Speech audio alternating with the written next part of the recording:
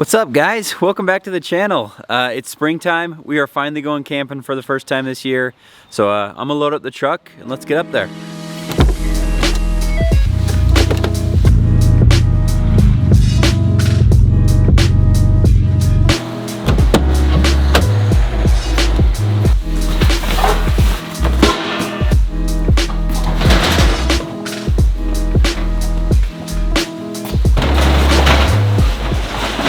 So I got something new to show you guys, and I'll show you more of it when we're up there. But I got a fridge, which I'm really excited about. I've been waiting a long time to finally upgrade to one of those. I put it on a fridge slide. I've got my EcoFlow more permanently mounted back here. Still could come out very easily, but it's where it's at now. It can stay there if it wants to. But my point is I'm now having to redo how I store stuff back here for trips. So I'm still trying to figure out how we go about all this with what seems like a little bit less room, since it's harder to fit stuff behind the fridge. And the fridge is bigger than the little cooler we used to take for like overnight trips and stuff. But a little more rearranging, I'll get it figured out. This is like playing Tetris, and I'm so OCD. It's like I want everything to go in very smoothly, and then I also want to be able to like not have it be a hassle when we're reloading back up. So I always way overthink this, and then I get a good system going, and I kind of like do every item like within that system because I'm weird and OCD, but it helps not be so scattered with gear and stuff. So now I just got to figure out my new system, I guess. Well, I think I'm all good to go as far as loading up the stuff back here. It's really not that much stuff. Like, as much as I can, I cut down on gear and try and get rid of anything we don't need because I just like to be able to carry less.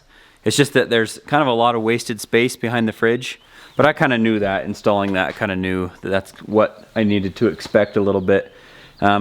Really, ideally, I just would rather have a topper on the back of the truck with a tent on top of that, and for sure have like some gull wing doors on the side to where you can access gear from three sides. This has been a good setup, but it's just, we do this enough now that it's not perfectly ideal, but it does work pretty good. The reason I went this way in the first place is, one, it is a little bit cheaper to do it this way, but I wanted it to be able to be sealed off. That's why I went with a set of racks that could have a tonneau cover underneath it, and I don't like the idea of just doing a bare rack where all of your gear is just back there, because then it just kind of is susceptible to the elements. So that's why I didn't want to do any sort of rack like that, even though it does give you some access on the side sometimes. But yeah, I think more ideally for us now would be a topper, tent on top, something like that. But this works pretty good. Another reason I went with this originally is because it's all removable pretty quick. So within a few minutes I can have the tent off, crossbars come off pretty fast, and you can roll up the tonneau cover, and then you have a truck bed back. But I never do that anymore. So now that I don't really feel like I ever need an open truck bed anymore, or as much, I think I'd like to go the topper route sooner than later. All right, I think we're ready. We're gonna head to the store, grab some food so that we have something to cook for dinner tonight, and we're heading up in the mountains.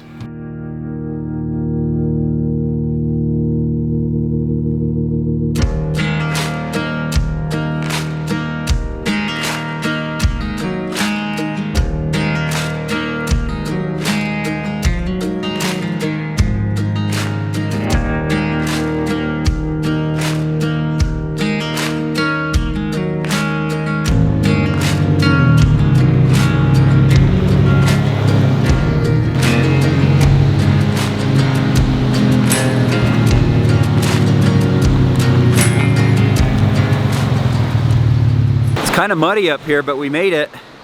We got this cool spot next to the river.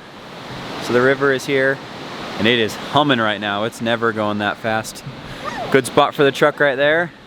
So I'll set stuff up, and then I'm hungry, so we'll make some dinner.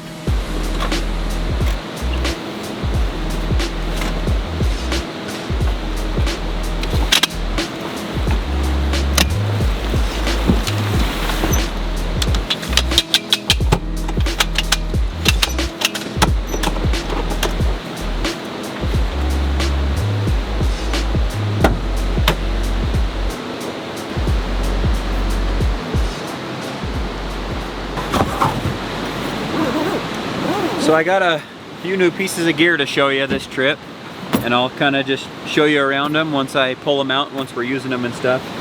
One of which being the front runner expander chairs. I just wanted something a little more compact. I really like these chairs. This is my first time owning them, but I've used other people's before and seen them for a while. And they're a little bit pricey. They're like 80 bucks if you pay retail for them. But honestly, my Kelty ones that we've been using were even more than that, so I guess they're not too bad. Pretty easy to set up and take down, and they just fold so small, but they're still made really well too, so they don't feel like one of those super flimsy like backpacking chairs. They definitely are still heavy and pretty heavy duty.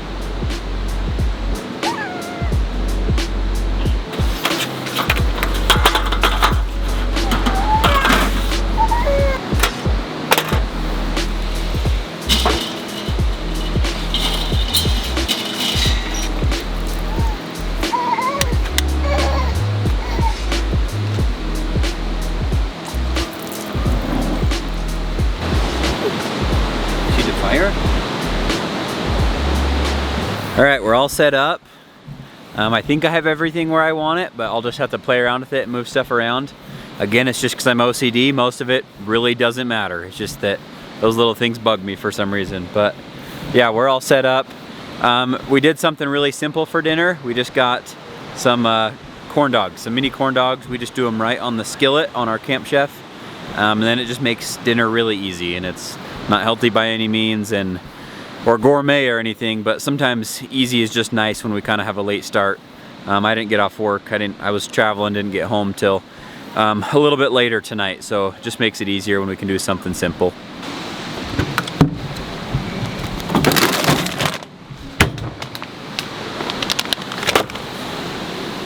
So I'm excited to show you guys a little bit more about this new fridge. I've wanted one for a long time, and it's when you do this we're not like crazy overlanders or anything. We literally just mostly weekend camp, but we do it a lot, and so to have a fridge is just kind of an extra layer of convenience. And where they really make the biggest difference is when you are traveling days at a time, to not have to worry about ice and things getting wet and stuff. So I'm excited to finally have one. I have a full review of it coming soon, here in a few weeks. Bougie RV sent it to me and to test out and review and stuff. So I'll have a kind of a full in-depth video of that coming soon, but really excited to have it in the truck. And then I just ordered a fridge slide off of Amazon that I'll show you more at some point as well. Kind of a cheap fridge slide that seems to be working great. It was one of those things that it was cheap enough. For the fridge slide I paid like 130 bucks, and you can also build them and stuff, but I figured for my time it was worth just buying the 130 rather than trying to figure out how to build it myself. So yeah.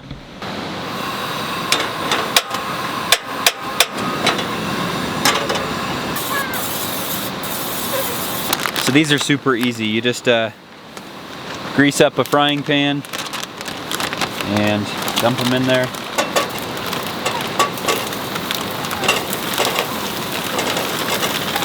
And then the trick with these is they're frozen, so it takes a while to get the middles thawed out, so you can't char the outsides too fast. So it's pretty low heat, and it does take a little while, but it is easy cleanup, easy to cook.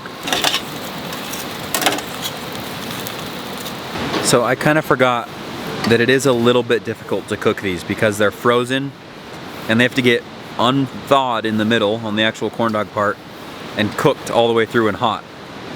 Well, not really cooked because they're pre-cooked, but warmed up, and they're from frozen. So it's actually taking a really long time because the heat has to be so low so I don't burn the outsides and still get the middles warm, and it's taken a long time.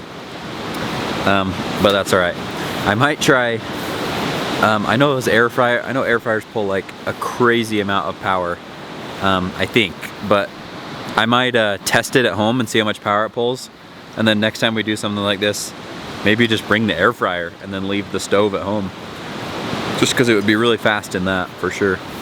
I'm not sure if I should be embarrassed by this or not, but our dinner is mini corn dogs with ketchup and Doritos. So it's kind of like a dinner for a 4-year-old, but it tastes good. I'm gonna actually put the stove and everything away tonight, just because we aren't gonna use it in the morning. So I'm gonna do that, and then sit by the fire and hang out for a little bit before we go to bed. Good morning, brother. What you doing? Good morning. We just got up a little bit ago. We tried to stay in the tent as long as possible so that the sun could come out and start heating things up. And now it's really nice. Now it's super warm. I have a little temperature thing in the tent that just works on an app on my phone that I got off of Amazon. And it was like a low of like 33 in there last night, which is pretty cold. Everything in there is a little bit damp, and it was like almost too cold, but we were okay. Really, it's more comfortable if I just bring the diesel heater, but if I can avoid it, I don't really want to have to pack it, and there's just a bunch of cables, and you got to fill it with diesel, and just, I don't know, it's just kind of a hassle if you can avoid it. But when you do need them, and when it is really cold, it is nice because it obviously keeps it warm. And then the other thing is that because it's like a dry air that it's pumping through, it actually keeps the tent dry as well, even if you're camping like in the middle of winter.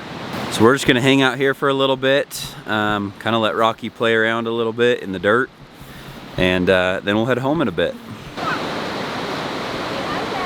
What'd you find, a rock? No, you just learned how to sit on the rock. Nice. Sit on the rock. That's fun. All right, guys, I think Rocky's about tapped out and ready to head home. I just filmed a review video on the Bougie RV 40-liter fridge, so stay tuned for that video in a few weeks if you want to learn and see more about that awesome fridge. I'm super excited about it, so if you have any interest in 12-volt refrigerators, I would suggest you go watch that video. It'll be coming out in a few weeks from when this video is posted. So I'm gonna pack us up, and then we'll head out of here so I can get home and do some dad stuff like mow my lawn and, you know, that kind of awesome stuff. So yeah, pack up and get out of here.